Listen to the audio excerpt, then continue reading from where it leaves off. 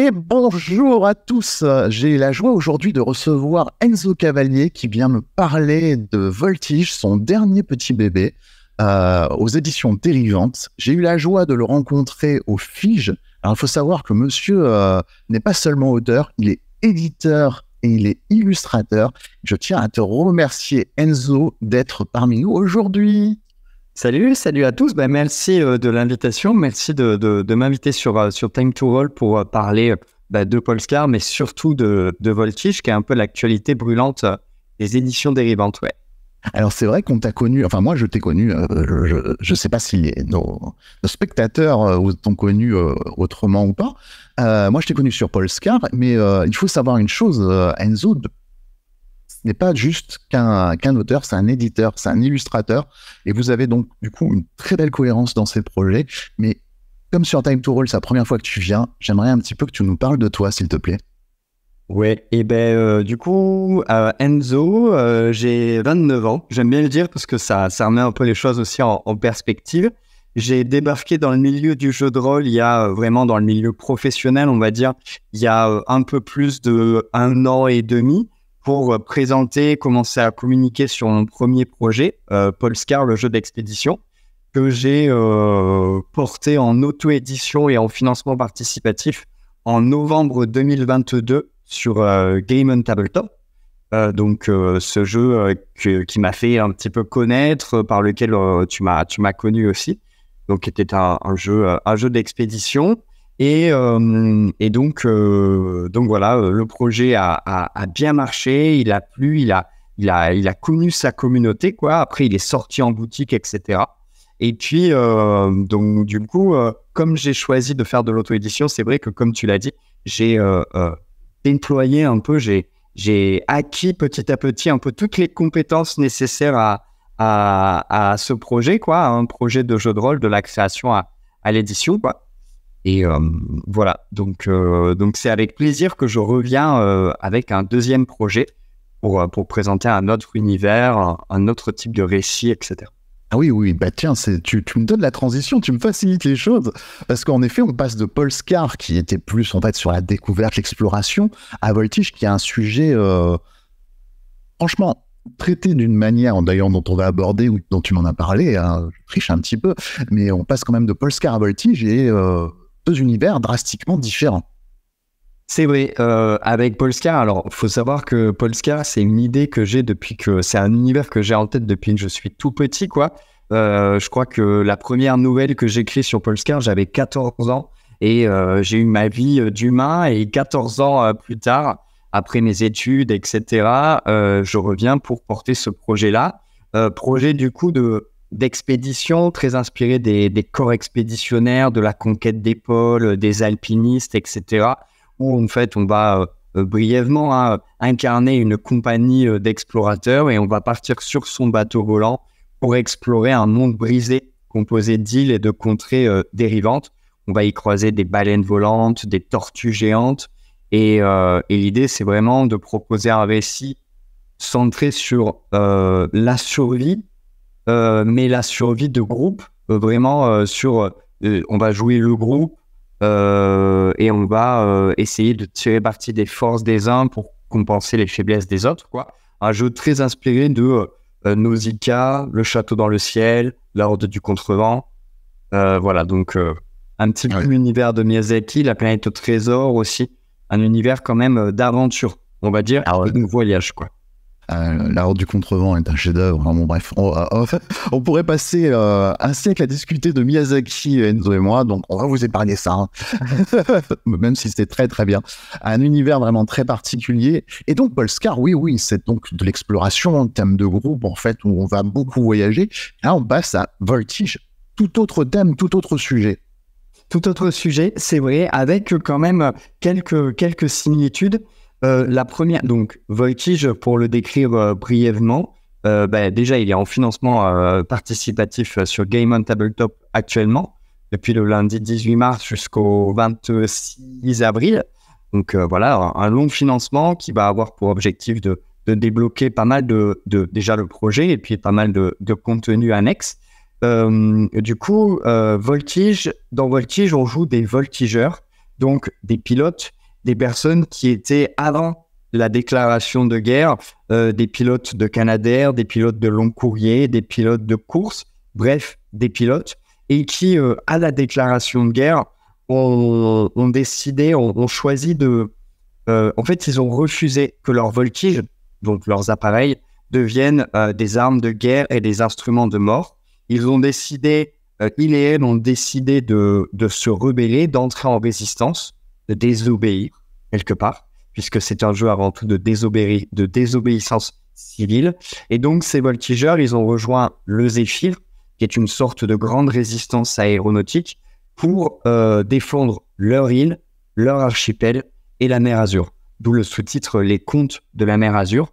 Et donc voilà, donc dans Voltige, vous allez incarner ces voltigeurs qui défendent leur île contre l'ennemi avec un grand E. On verra un petit peu plus tard comment on l'a défini, comment on le définit au jeu. Mais voilà, et donc la principale ce qui fait le lien entre Polescar et Voltige, c'est que déjà après Polescar, où il y fait très froid, j'avais besoin d'un petit peu de soleil. Donc, je suis allé sur une maquette un petit peu plus lumineuse, inspirée de notre mer Méditerranée, de la mer Égée, etc. Mais surtout, c'est le fait d'aborder des thématiques dures. Dans Polescar, le froid, la survie, l'inconnu, à des thématiques dans Voltige de guerre. Voilà. Mais en le traitant avec beaucoup de poésie, et avec une palette et des couleurs lumineuses, quoi. Ouais. J'insiste là-dessus, c'est que Voltige n'est pas un jeu de guerre, c'est un jeu qui parle de la guerre et qui en montre les horreurs du point de vue des civils et de ceux qui entrent en résistance, quoi.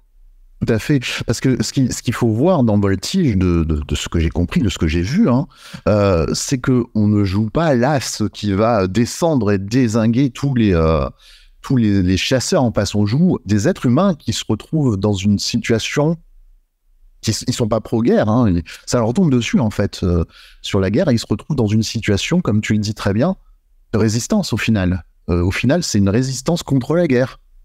Carrément. Le jeu, de toute façon, c'est vraiment, je le présente comme ça dès le début du livre, c'est un jeu de résistance et de désobéissance civile. Ça n'est pas un jeu qui est dépourvu d'honneur et d'héroïsme, mais plutôt que de jouer des héros de guerre, on va jouer des héros du quotidien.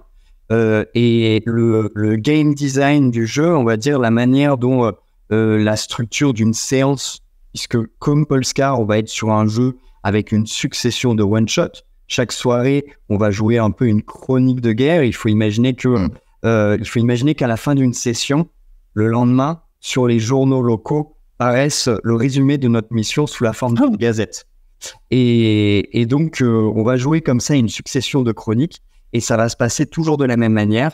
D'abord, on va vivre sur l'île, on va vivre le quotidien sur l'île, ce qui permet de placer les enjeux, amener son fils à l'école, aller à l'usine, fondre du bois pour l'hiver, pour son voisin, etc.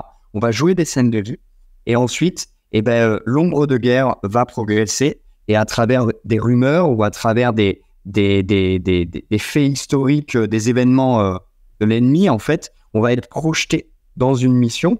On va décider d'agir pour enrayer l'incursion ennemie. Et en fin de session, on va revenir au bercail, rentrer au bercail. Et donc, le jeu, il joue vraiment là-dessus, sur l'alternance entre le quotidien et la mission, donc avec deux rythmes, mais surtout, c'est un jeu qui va questionner les joueurs sur l'implication de leurs personnages dans la guerre. Parce que ce ne sont pas des héros, et donc il faut qu'ils rentrent au bercail, parce qu'il faut qu'ils retournent à l'usine le lendemain, il faut qu'ils aillent chercher leur enfant à l'école, etc. Et donc pour moi, c'est presque plus un jeu de super-héros, dans la mesure où tu vas devoir gérer ton anonymat, ton identité secrète, faire attention à ce que l'ennemi ne t'identifie pas ou ne te suive pas, pour ne pas mettre tes proches ou ton île en danger. Ah oui, très bien, c'est super intéressant ça. En fait, c'est le mot typique du héros de l'ombre, en fait, qui va être derrière, qui est... En fait, le plus grand héros, au final, c'est peut-être pas forcément celui qui a le plus gros fusil, mais c'est peut-être celui qui arrive à résister avec avec son âme en fait, et qui sait la conserver, je pense. Ouais, carrément. Je pense que le plus grand héros, c'est celui qui justement arrive à dire non, à s'opposer à quelqu'un qui porte un fusil, en fait. Être un héros quand on tient le fusil, ça n'est pas vraiment de l'héroïsme, mais dire non et s'opposer à quelqu'un qui te tient en joue avec un fusil, c'est là le vrai héroïsme. Et donc du coup, même dans Voltige, c'est très difficile de tuer. Un seul livret le permet, mais on rentrera un peu dans le détail. Mais voilà, l'idée, c'est vraiment de jouer un quotidien et puis de jouer cette ombre de guerre qui va petit à petit progresser vers l'île des personnages, qui va petit à petit obscurcir le ciel au-dessus de la mer Azur et qui va contraindre les joueurs à travers leurs voltigeurs à faire des choix, protéger leurs proches, enrayer les plans de l'ennemi, fuir aussi.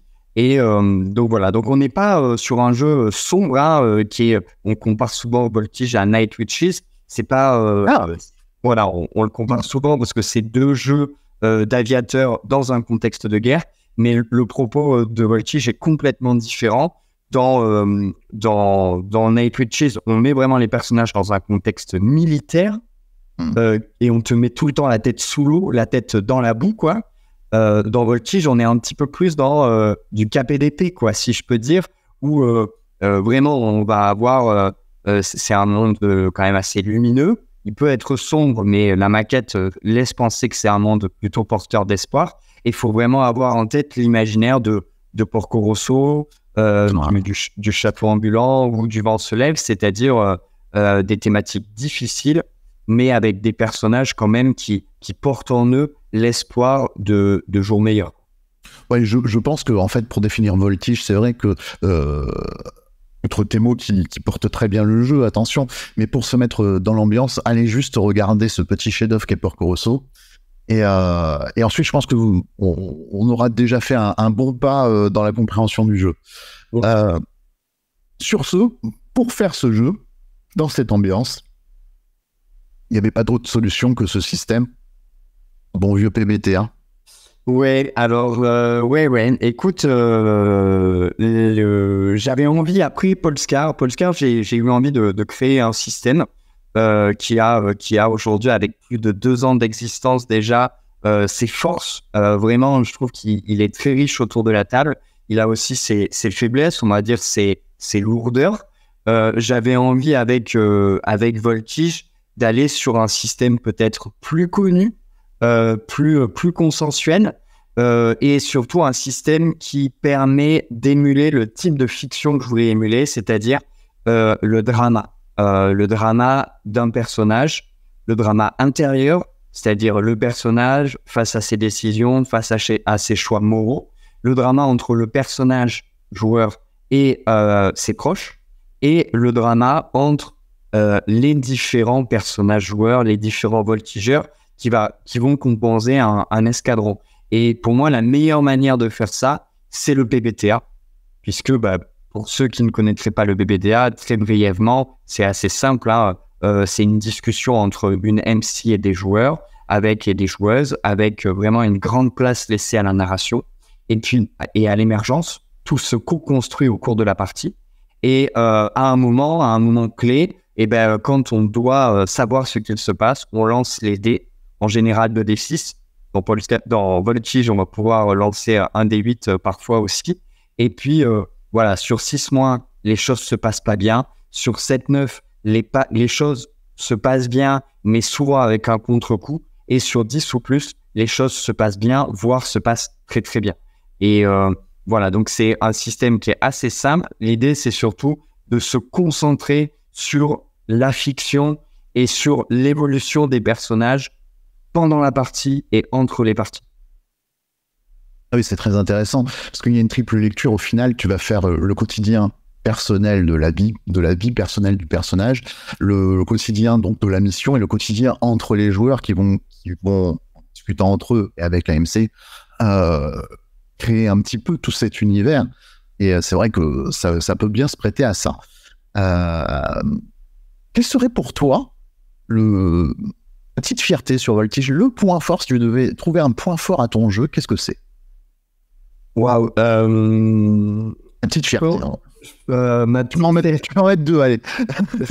Ok. Là, vraiment, la toute petite fierté, c'est que dans Voltige, les voltiges, justement, donc ces espèces d'appareils, ne sont pas très clairement définis. Dans le jeu, ils sont définis comme des hydroplaneurs à haute vélocité. Ça ne veut rien dire, c'est volontaire. L'idée, c'est qu'une voltige, elle s'adapte à tous les cadres. Et je sais qu'il y a des cadres de jeux qui ont été créés pendant les playtests où les voltiges, elles ont été remplacées par des ptérodactyles volants, un peu à la sauce Avatar. On peut aller sur des voltiges qui sont des animaux.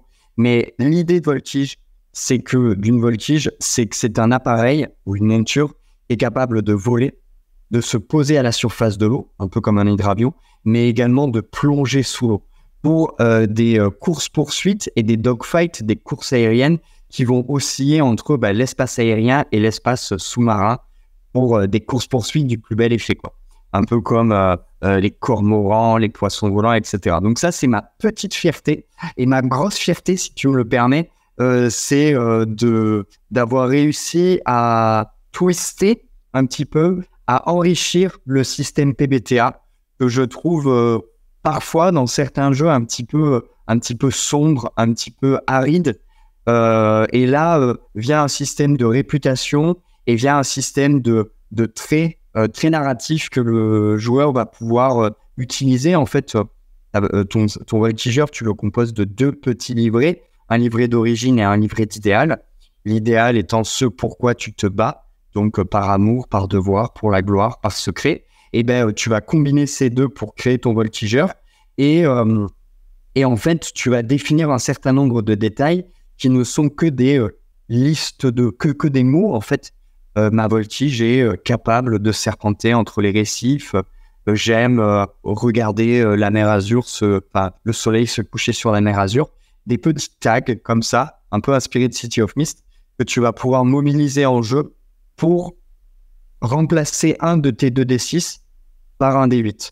Et ça fait que ça allège énormément la feuille de personnage qui, parfois, dans les PBTA, je trouve, est très chargée, avec beaucoup de choses à lire. Donc voilà, ça c'est une fierté. Et puis, cette mécanique de réputation, qui est une monnaie dont la MC n'a rien à faire, elle n'a rien à faire pendant la partie. Et c'est une monnaie que les joueurs vont pouvoir s'échanger pour jouer au héros. S'ils en ont plus, ils vont devoir péter les plombs. Et c'est vraiment ce qui va représenter la camaraderie, quoi. Ah, c'est très sympa parce qu'en fait, tu as fait un petit clin d'œil sans le savoir. Je fais un petit coucou à Kylian. Tu vois, on en revient toujours à City of Mist. Bon, ça, c'était mon petit message personnel. Il faut pas avoir de honte à s'inspirer des choses qui marchent. Et voilà, et c'est comme ça qu'on construit de plus en plus le milieu du jeu de rôle. C'est parce que des jeux ouvrent la voie, soit dans leur mécanique, soit dans leurs univers, que d'autres jeux suivent et s'en inspirent, etc. Donc, je cache jamais mes influences. Et il y a une chose, en fait, qu'il faut dire et qui est importante, c'est que on n'en a pas parlé, mais dans les PBTA, très souvent, ce sont les joueurs et l'AMC, maîtresse de jeu, maîtresse de cérémonie, maître de jeu, choisissez ce que vous voulez. Donc, ce sont les joueurs et l'AMC qui vont définir le monde. Ça, c'est important aussi de bien le signaler, c'est que le monde, alors tu vas peut-être donner des exemples dans le livre, ça, c'est toi qui vas nous le dire, mais très souvent, et le principe de ces jeux, c'est de construire un monde ensemble. Exactement. Et dans Voltige, les contes de la mer Azur, c'est pareil, c'est le cas. En général, effectivement, les PBTA nécessitent une session 0. Ne serait-ce que pour créer les voltigeurs, créer les liens dans le groupe et puis créer l'univers. Dans Voltige, c'est aussi le cas. Les joueurs, avant de créer leur voltigeur, ils vont créer la mer Azur, qui vont créer même leur monde. On pourrait aller plus loin, ils vont définir un peu les règles du monde. Et c'est là que, dans les influences, je cite autant Porco Rosso, le château ambulant, que des récits plus réalistes comme Top Gun, Maverick ou Pearl Harbor, Aviator, etc. Parce que tu peux aller dans des récits qui sont très réalistes avec Voltige, vraiment dénués de fantaisie, des choses un petit peu plus hybrides comme dans Porco Rosso, ou des choses qui sont complètement fantaisistes, fantastiques, comme dans le château ambulant. Dans le château ambulant, l'ennemi, et l'aviation quand même dans le château ambulant a une belle part, et ben dans le château ambulant, l'ennemi, c'est un consortium de magiciens. En tout cas, c'est un empire qui utilise des magiciens pour faire la guerre, etc. Et ben avec Voltige, tu peux aussi aller vers des univers un peu fantaisistes comme ça. Et donc, tu vas poser un peu les bases, ton cadre esthétique, et surtout après, tu vas créer l'ennemi. Les joueurs vont créer l'ennemi avec un grand E, contre lequel ils vont se battre, et en général, le dictateur le ou la dictatrice qui va incarner cet ennemi, qui va le personnifier, quoi. Et du coup, ben là, avec Voltige, tu peux aller dans de la SF, si tu admets que l'ennemi, c'est une flotte ruche extraterrestre, ou tu peux aller dans du réalisme pur si tu dis que l'ennemi, c'est un régime fasciste contemporain, comme on en a connu dans nos époques modernes. Donc, vraiment, ça va être les joueurs qui vont osciller comme ça, qui vont définir contre qui ils se battent. Et ça n'a pas qu'une influence esthétique, puisque un des livrets que les joueurs vont pouvoir choisir, c'est le livret du déserteur. C'est quelqu'un qui appartenait à l'ennemi et qui a déserté pour rejoindre le Zéphyr. Et donc, on peut très bien imaginer que dans un jeu où l'ennemi est une flotte ruche extraterrestre, et ben, l'un des membres autour de la table, s'il choisit d'être déserteur, c'est un individu qui est originaire de cette flotte ruche extraterrestre, avec tout ce que ça pourrait impliquer en répercussions narratives, tout simplement. Alors, moi, il nous le vend bien, tout ça, quand même. Hein. Là, on a envie de... Bon, moi, j'ai déjà 10 idées, là. Tu vois, 10 idées qui me font... qui ont popé. Mais écoute, oui, comme tu l'as très, très, très bien dit, bon, bah, tu as des inspirations. On a abordé, évidemment, toutes tes inspirations. Mais tu as fait un choix graphique qui, pour moi, enfin, ne serait-ce que pour la bannière que j'ai mis et tout ça, moi, la première chose que je vois, en fait, c'est cet aspect bleu, ces aviateurs, on va le dire, qui voient et qui voient vers l'horizon. Et tous ces voltigeurs, en fait, moi, je pense à un mot. Je vais me dire si c'est ça, je pense à la liberté. Franchement, c'est vraiment, quand je vois cette image, je vois la liberté. Et est-ce que ce choix graphique, en fait, est à dessein, ces couleurs, parce que c'est rayonnant, est-ce que c'est à dessein, en fait, tout ça?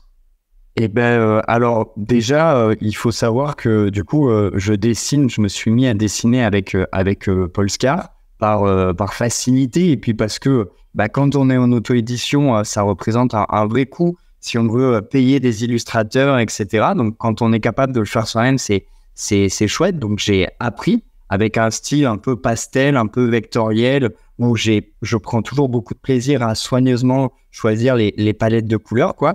Et je pense que ça me fait vraiment chaud au cœur que tu dises la liberté, puisque c'est le thème principal de Voltige. Si dans Polskar, c'était l'inconnu et la solidarité, ou plutôt l'inconnu et la coopération, dans Voltige, c'est vraiment la liberté et le devoir. Parce que on aspire à être libre. Les récits des voltigeurs, c'était soit des personnes qui étaient libres et qui ne le sont plus, soit des personnes qui ne sont pas libres et qui désirent l'être. Donc, il y a vraiment cet appel à la liberté, soit à la liberté retrouvée, soit à la liberté espérée. Et ensuite, il y a la notion de devoir, en fait. Et je pense que si je me mettais à la place d'un voltigeur ou même d'un habitant de la mer Azur, en fait, c'est toujours, toutes les illustrations, elles sont vues du point de vue de l'île, parce que c'est quand on sait que la guerre se situe de l'autre côté de la mer Azur et qu'elle progresse vers nous, et ben en fait, on ne peut que porter son regard vers l'horizon. Et donc, cet horizon, c'est la liberté, parce que à petite échelle, c'est notre île, c'est l'archipel qu'on a toujours connu, c'est les autres communautés. Et puis, au-delà de l'horizon, c'est cet ennemi qui progresse vers nous, qui tente des incursions, etc. Donc voilà. Et puis, le bleu, c'était vraiment important pour moi parce que dans Polskar, le bleu, il était très associé au froid. Froid, oui. Et la chaleur. À la rudesse, à l'effort, à l'épreuve, à la souffrance. Et là, le bleu, j'ai voulu lui donner une nouvelle saveur, qui est pourtant une couleur froide, mais c'est vraiment le bleu de la mer et du ciel qui se confondent et avec lesquels les voltigeurs vont constamment jouer, puisque pour rappel, ils sont capables de passer de l'un à l'autre. D'un bleu à l'autre. Et ton bleu, tu as réussi à faire un bleu très chaleureux, je te le dis franchement. Alors, là, on va passer à l'actualité. C'est comme tu l'as déjà dit, Voltige est actuellement en financement participatif sur Game on Tabletop. Tu nous as fait un départ sur Game of Tabletop, mais excellent. Ça ne doit pas s'arrêter là parce que c'est très, très, très beau. Est-ce que tu peux nous parler des grands classiques, c'est-à-dire les paliers, les objectifs de Voltige, s'il te plaît? Ouais, carrément. Alors, je vais le prendre là sur mon téléphone pour bien l'avoir en tête, mais du coup, déjà, alors un peu comme Polescar, donc le palier principal, il est le palier 0, il est à 3 000 €. Et on est à 98% actuellement où on tourne la vidéo. Et le financement était lundi, donc c'est vrai que c'est plutôt cool, c'est plutôt rassurant. C'est en plus un long financement. C'est rassurant pourquoi? Parce que on va pas se le cacher, la période elle est très très chargée. J'ai vraiment hésité à lancer mon financement maintenant parce qu'il y a énormément de choses et on le sait, le porte-monnaie des rôlistes n'est pas extensible. Ce sont des gens comme tout le monde. Et donc, voilà, l'idée, c'était quand même de proposer un financement qui soit long pour permettre à tous les gens qui veulent participer de pouvoir le faire sans se mettre en danger financièrement. C'était aussi la possibilité de pouvoir proposer un jeu à bas prix, entre guillemets, puisqu'on n'est pas du tout sur un gros livre comme pouvait l'être Polescar.